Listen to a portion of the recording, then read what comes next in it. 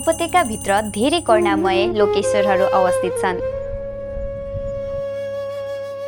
तीमध्ये काठमाडौँको आर्यावलोकितेश्वर, पाटनको पद्मपानी लोकेश्वर अथवा रक्तावलोकितेश्वर, चौबारको आनन्ददादी अथवा आदिनाथ लोकेश्वर र नालाको सृष्टिकान्त लोकेश्वर, त्यस्तै बाडे गाउँको सदाशरी लोकेश्वर, भक्तपुरको पद्मपानी लोकेश्वर र मध्यपुर ठिमीको पद्मपानी लोकेश्वर आदि गरी कुल 8वटा करुणामय प्रमुख मानिन्छन्। मध्यपुर ठिमीमा हालको मूल करुणामय पद्मपानी लोकेश्वर मरुटोलको हिरण्यवर्ण महाविहारमा अवस्थित छन्।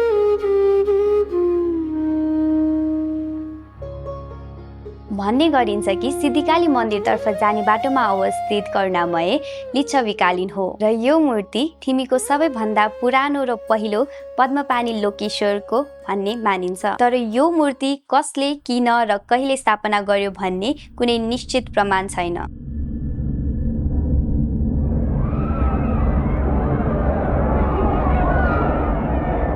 किंवदन्ती अनुसार पुरानो समयमा भक्तपुरमा एकपटक महामारी फैलिएको थियो। यो महामारी रोक्न पाटनका वज्राचार्यहरू या गुर्जुहरू भक्तपुर गएका थिए र उनले महामारी नियन्त्रण गरेका थिए। तर जब उनीहरू पाटन फर्किन लागे, पाटनका राजाले उनीहरूलाई नगर प्रवेश गर्न निषेध गरेका थिए।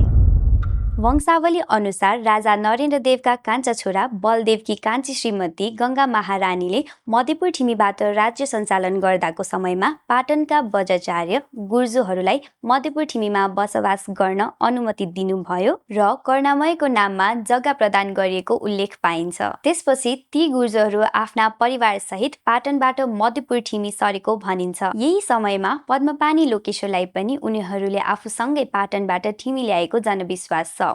यसलाई नेपाल भाषामा देवसलाह्यो भनिन्छ। सायद यही समयदेखि श्री करुणामयको जात्रा ठिमीमा सुचारू भएको परिकल्पना गरिन्छ। ठिमीको करुणामयको जात्रा सिथिनखको दिनमा मनाइन्छ, तर जात्राका तयारी र विधिहरू सिथिनखभन्दा 4 दिन अगाडिदेखि नै सुरु हुने गर्दछ।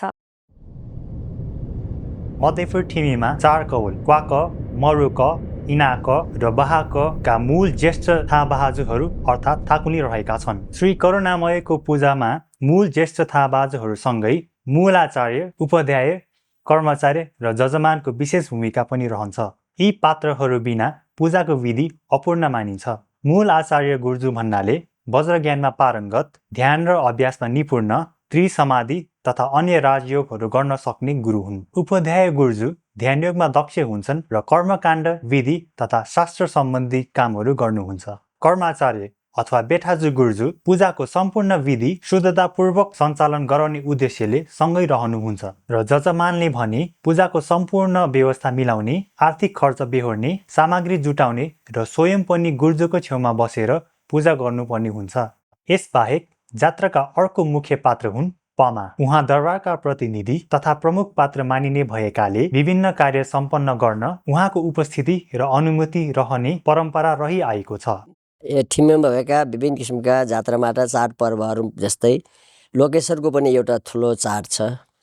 त्यो श्रीनखको दिनमा चाहिँ जात्रा हुन्छ। त्योभन्दा अगाडि लोकेश्वरलाई विधिपूर्वक पूजा गर्ने एउटा हुन्छ, जसलाई नेवारी भाषामा ढौँ भन्छ।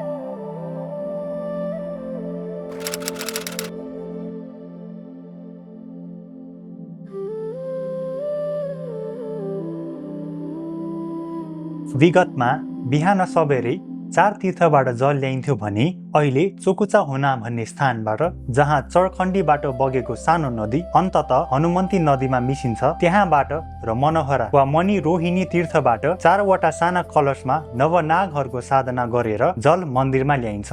यी बाहेक अर्को एउटा ठुलो कलशमा विशेष जल राखिएको हुन्छ, जसमा पानीसँगै विविध वस्तुहरू समावेश गरी त्यस कलशमा श्री करुणामयको जीवन्यासलाई जल स्वरूप स्थापित गरिन्छ।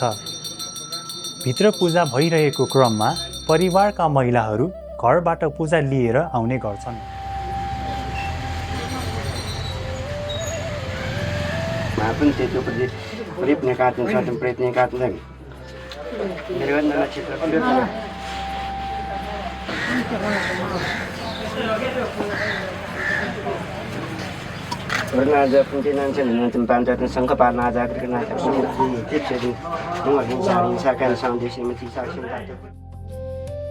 कलशमा जीवन शक्ति विराजमान गरेपछि अन्तिममा 4 थकुलीद्वारा पूजा गरी श्री करुणामयलाई बीचमा राखी 4 कलशलाई 4 कुनामा राखिन्छ।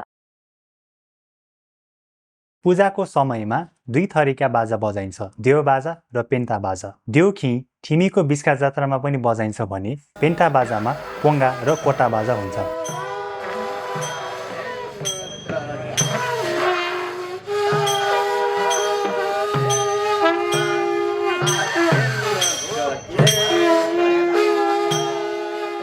यस क्रममा पेन्टा बाजा अर्थात् पोङ्गा बाजा साथ उपाध्याय गुर्जुले श्री करुणामयको अगाडि र त्यसपछि 4 कुनामा राखिएको 4 वटा कलशलाई नाचेर पूजा गर्नुहुन्छ।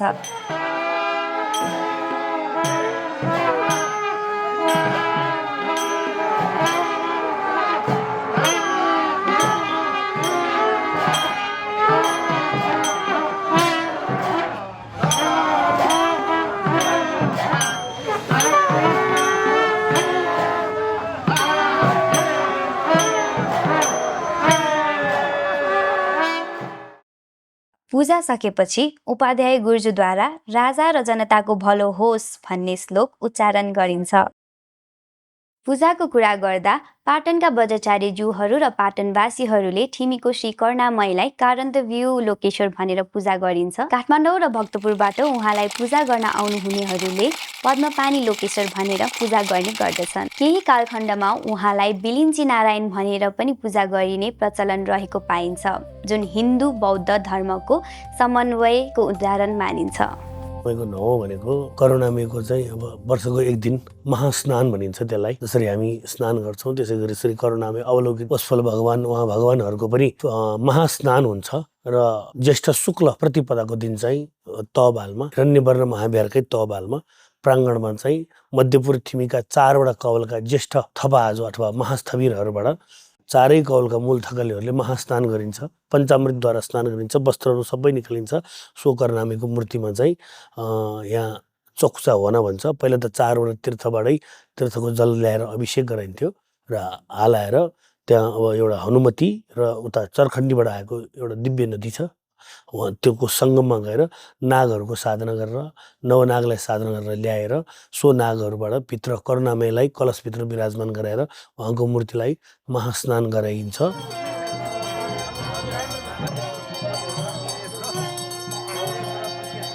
र महास्नानपछि सेतो कपडाले बेरेर उहाँको दशकर्म निम्ति चाहिँ पूर्वस्थित महाविहारमा लाने चलन अद्यापि छ।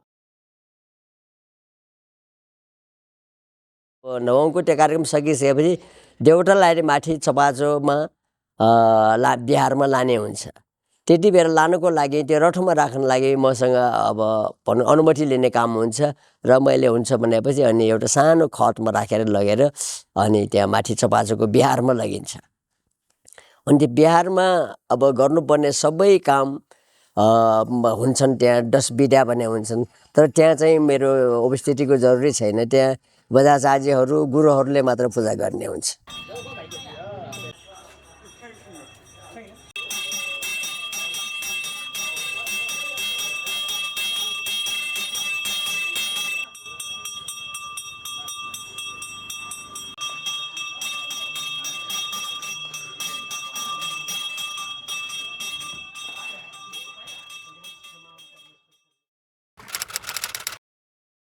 नवको भोलिपल्ट मूर्तिलाई पूजा कोठा बाहिर निकालेर घाममा सुकाइन्छ, जसलाई नेपाल भाषामा लेवा पाकेगु या निवा पाकेगु भनिन्छ।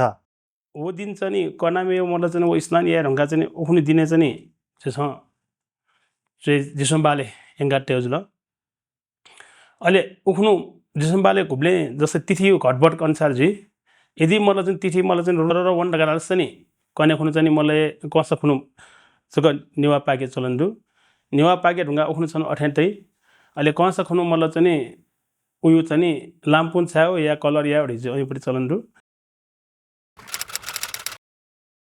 लेवा पाकेगुको भोलिपल्ट लम्पु छायागु गरिन्छ, जसको अर्थ मूर्ति रङ्ग्याउनु हो। यस दिन चित्रकारहरू आएर श्री पद्मपानी लोकेश्वरको मूर्तिलाई परम्परागत विधि अनुसार रङ्ग्याउने कार्य गर्दछन्। जात्रा भनेकै सुरुमा अब देउताहरू घर घरबाट निस्किएर हामी मान्छेहरूप्रति अगाडि आउनुहुन्छ। त्यो एउटा पनि कारण हो। अब हामी मानौँ कि हामी मान्छेहरू घरमा बस्दाखेरि र बाहिर जाँदाखेरि हामी कसरी श्रृङ्गार गर्छौँ, लुगा लगाउँछौँ, त्यही एउटा कन्सेप्ट नै हो हामी देउताहरूलाई पनि रङ्गाउने। अब मानिसहरूको अगाडि जान र उहाँहरू मन्दिरमै बस्न अलग्गै भएकोले अब मान्छेहरूकोमा आउँदाखेरि पब्लिक हुँदाखेरि चाहिँ नि सबै रङरोहन गरेर सबै श्रृङ्गार गरेर आउनुको लागि मान्छेहरूले राम्रोसित देखाउनुको लागि हामीले यो पहिलादेखि नै परम्परा चलिरहेको गऱ्यो, हामी त्यसैले गरिरहेको छौँ। त्यसै दिनको साँझ गुर्जुहरूले जुसो पूजा गरेर यी पर्सि छ्यागु गर्ने परम्परा रहिआएको छ।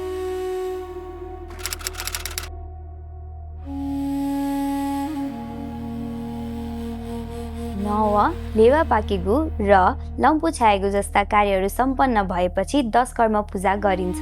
10 कर्म भन्नाले जीवन, मृत्यु, धर्म र आत्मशुद्धि सँगै 10 वटा धार्मिक कर्महरूको समूह मानिन्छ, जसले देवताको पूजा प्रक्रियालाई पूर्णता दिन्छ। यो पूजा सिथिनखको अघिल्लो दिन विशेष विधिपूर्वक सम्पन्न गरिन्छ।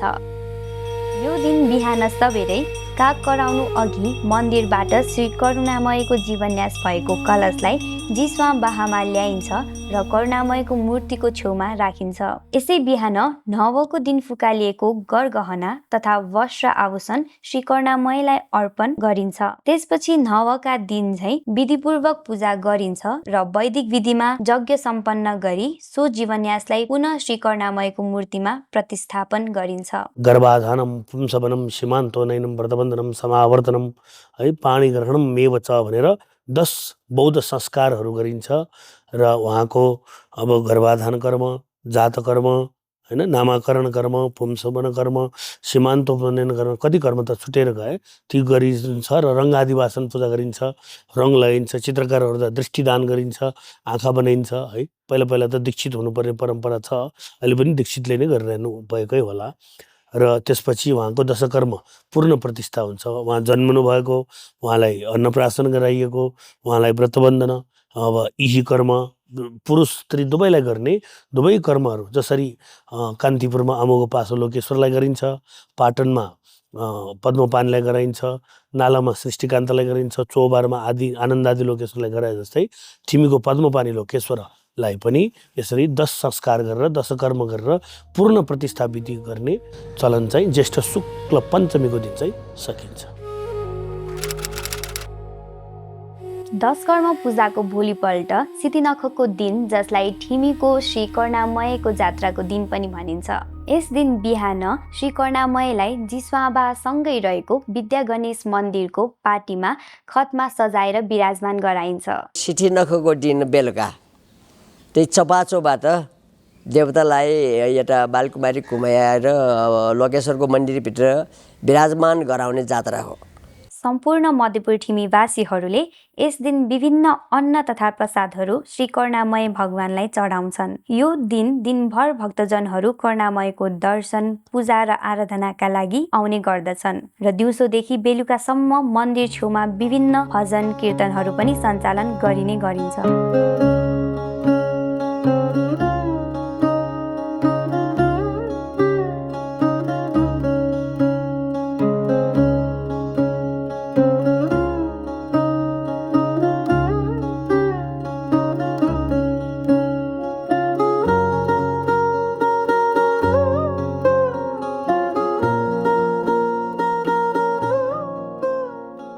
सितिनखको दिन साँझ जात्रा सुरु हुनु अघि पमा अन्य पुजारीहरूसँगै विद्या गणेश मन्दिर अगाडिको पाटीमा बस्नुहुन्छ। पमा राजप्रतिनिधिको रूपमा उपस्थित हुने भएकाले उहाँलाई चतामारी प्रसाद र फूल प्रदान गरिन्छ। त्यसपछि उहाँले दक्षिणा चढाउने परम्परा पनि रहेको छ। यी सबै प्रक्रिया सम्पन्न भएपछि रथ उठाउनु अगाडि आवश्यक पूजाहरू गरिन्छ।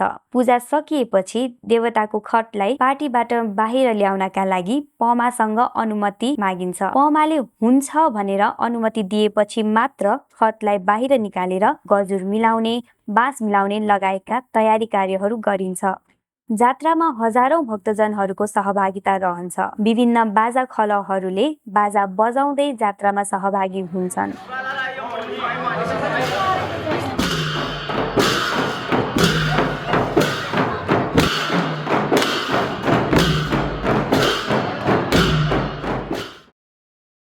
रथ बोक्ने कार्य सुरु हुनु केही समय अघि नै पमासँगै उपाध्याय गुर्जू र कर्मचारी गुर्जू 2वटा दीप प्रज्वलन गरी अघि बढिसक्नु भएको हुन्छ।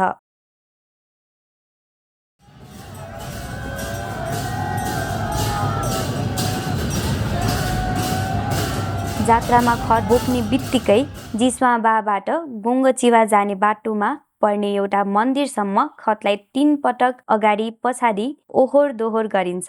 त्यसपछि मात्र खत जात्रा अगाडि बढाइन्छ।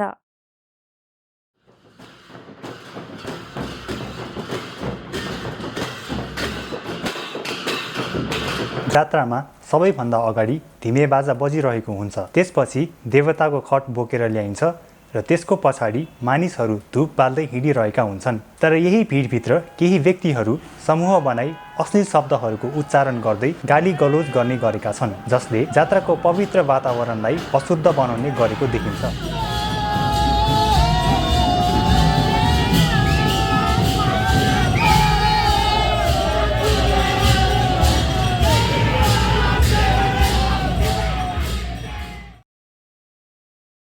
संस्कृतमा पर्यायवाची शब्द धेरै हुन्छन्।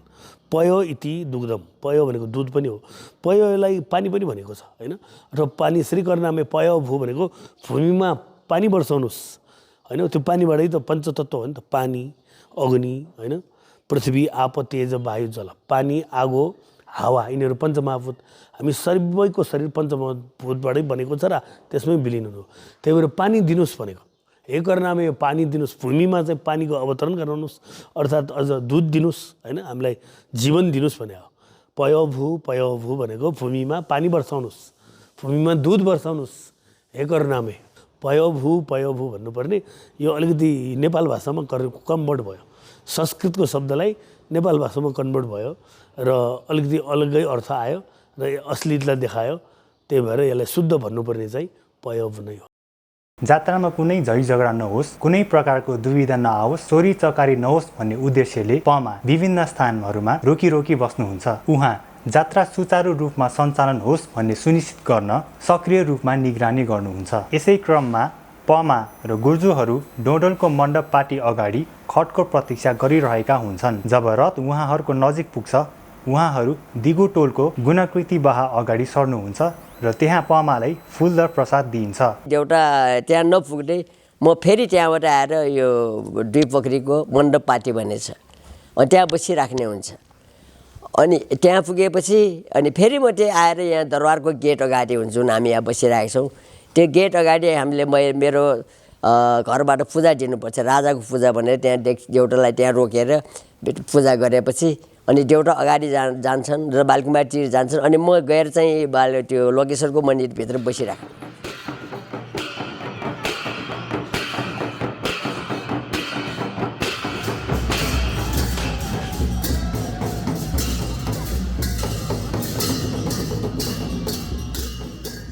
जब देउटाको खतलाई बालकुमारी घुमाएर भगवानको मन्दिरको प्राङ्गणमा ल्याइन्छ, तब खतलाई भुइँमा नछुवाइकन खतमै राखी पूजा गरिन्छ। पूजा सम्पन्न भएपछि देवताको मूर्ति खतबाट झिकेर मन्दिरभित्र राख्नु अघि 3 चोटि मन्दिर बाहिर घुमाई उहाँको निर्धारित स्थानमा राखिन्छ। त्यसपछि पमा र थाकुलीहरूलाई प्रसाद र फूलमाला प्रदान गरिन्छ र मन्दिरभित्र श्री करुणामयको पूजा र आरती गरिन्छ। त्यही क्रममा उपाध्याय गुर्जू तथा उहाँका परिवारका सदस्यहरू मिलेर मन्दिर बाहिर देवताका गुणगान गर्दै तुत पढ्दै आरती गर्दछन्।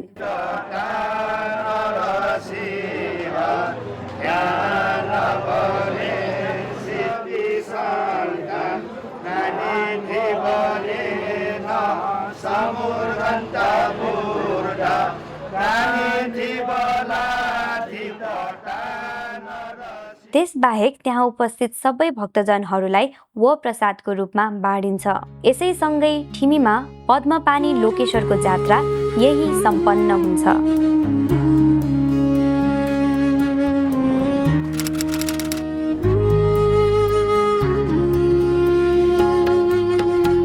सिथिनहको भोलिपल्टको दिनलाई पा फेर्ने दिनको रूपमा मानिन्छ। यस दिन 4जना मूल थाकुनीहरू उपस्थित हुनुहुन्छ। त्यसपछि पालिने र दिने व्यक्तिहरूलाई सँगै राखेर उपलब्ध विवरणहरूको आधारमा देवताको सम्पूर्ण महत्त्वपूर्ण सामग्रीहरूको सूची अनुसार जाँच गरिन्छ र त्यसपछि ती सामग्रीहरू पालिने व्यक्तिलाई हस्तान्तरण गरिन्छ।